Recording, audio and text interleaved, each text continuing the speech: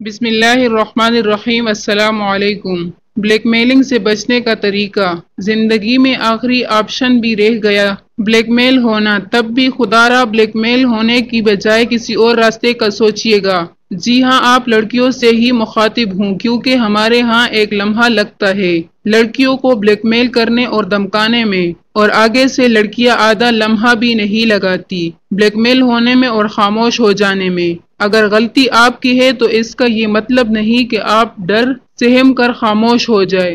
یاد رکھیے گا، ایسے معاملات میں خاموشی مسئلے کا حل کبھی بھی نہیں رہا۔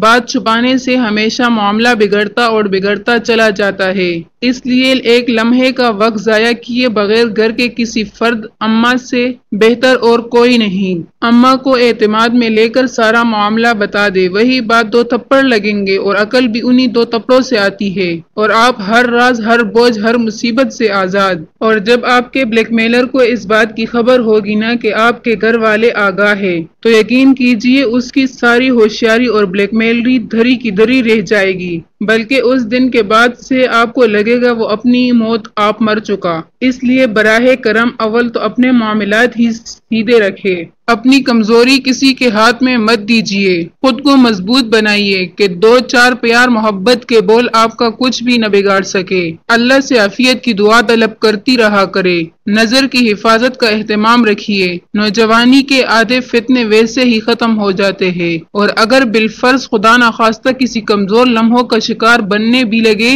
تو ایک لمحہ، صرف ایک لمحہ قدم بڑھانے سے پہلے اپنے والدین اور عزت دار بھائیوں کا چہرہ ضرور آنکھوں میں لائیے گا۔ میں شرطیہ کہہ سکتی ہوں، انسان پتھر کا ہو جاتا ہے، آگے نہیں بڑھ پاتا۔ غلطی ہو گئی ہے بتا دیجئے، روز روز کی اذیت اور بلیک میلنگ سے خود کو آزاد کیجئے۔ ماں باپ سے زیادہ خیرخواہ کوئی نہیں ہوتا، انہیں بتائیے۔ بہن بھائیوں سے اچھی باؤنڈنگ ہے، سوچ سمجھ کر بات کرنے والے اور ٹھنڈے دماغ کے ہیں تو انہیں بتائیے، وہ آپ کو قصوروار ضرور کہیں گے، ڈانٹ بھی کھا لیجئے گا، لیکن اس سب سے نکالیں گے بھی وہی آپ کو، اور اللہ نے بھائی حفاظت کے لیے ہی تو دیے ہوتے ہیں۔ اللہ حافظ۔